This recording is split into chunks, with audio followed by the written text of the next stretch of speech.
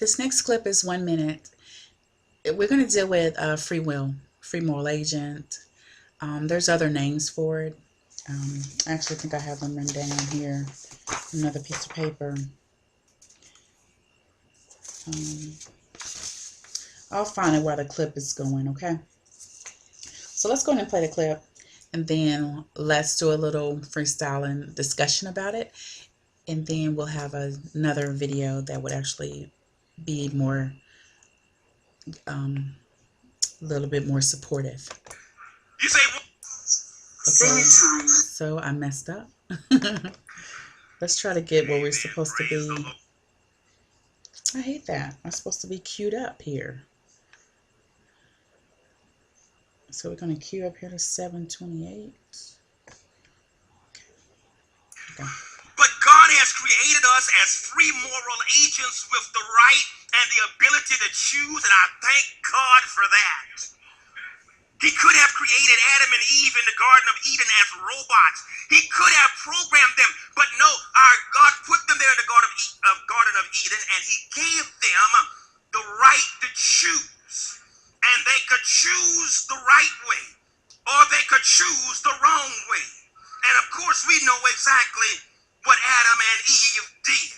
And we are byproducts of Adam and Eve. We have their sinful nature, but we also are still free moral agents with the right to choose. And we can choose to go to heaven if we accept God's way, or we can reject God's way and go to hell.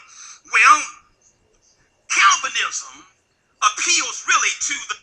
Okay, let's stop there because it's going to get into a whole nother topic. So let's deal with this. So the free moral agent, I did find it. So man's freedom, free will, a free moral agent versus moral agent, creaturely freedom. Okay, so those are just some terms. So it's defined. I've heard several Reformed pastors say it different ways, that we are free moral agents. They define free moral agent as in the same way you have somebody else saying that we have creaturely freedom. Okay, we are moral agents with creaturely freedom. And so he mentions that we're free moral agents created with the ability and right to choose, right? So there's an ability that we have that we can choose. And it seems like that would be true, of course, because we did choose. Like right now I'm choosing to do this video, even though God could, if He wanted to, stop my mouth and I wouldn't have that ability any longer.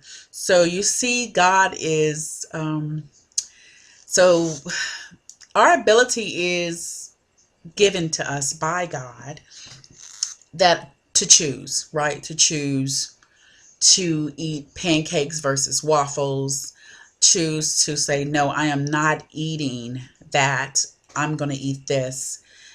Getting up in the morning. And of course, all this is by the grace of God. So I'm not trying to say that we don't have a sort of free will. But specifically, when you're talking about choosing God, which is the ultimate good, choosing salvation, which is the ultimate good, choosing Christ, the ultimate good, that's what we're talking about. Pleasing God. Without faith, it is impossible to please Him.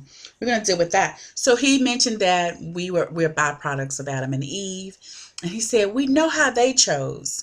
Now Adam and Eve, free moral agents, they could choose the good or the bad. What did they choose? They chose to disobey God. They chose themselves over God. So even if we just say we're going to always choose like Adam and Eve choose, which is going to be the bad. They didn't choose good. They did not choose good. So you cannot, this is not a good thing for him to use Adam and Eve, because he said we know how they chose. We know they chose bad. So it's probably safe to say that we would probably choose bad. Okay? So outside of the presence of God, we will choose bad. Left to ourselves, we will choose bad. We are slaves. Whomever you're members to, you're slaves to that. So if we sin, we become slaves to sin. We're in bondage to sin. If I do something good, let's say, as a person, they do something good. I'm just going to use it in a general sense and use a broad paintbrush to say this. Let's say a person does something good. Why are they doing it? See, this is a motive. God is looking at our motives. Man look on the outward, but God looks on the heart. Why is he doing this? Because it makes him look good. It would be better for him to do it, so he's doing it. He's not doing it for the glory of God. If things are not done for the glory of God, because of God, God is nowhere in it. This person is doing this for himself. It's good for himself. He is not doing the will of God. He doesn't see it that way. He sees it as himself, making himself better, or he doesn't want this person to be upset with him, so he's going to do this. So that's where we humanly see good happening, but in God's eyes, everything you do without faith is sin. Okay? So people are heaping upon themselves sin upon sin upon sin in the eyes of God. They're bankrupt. They're bankrupt. There's no righteousness.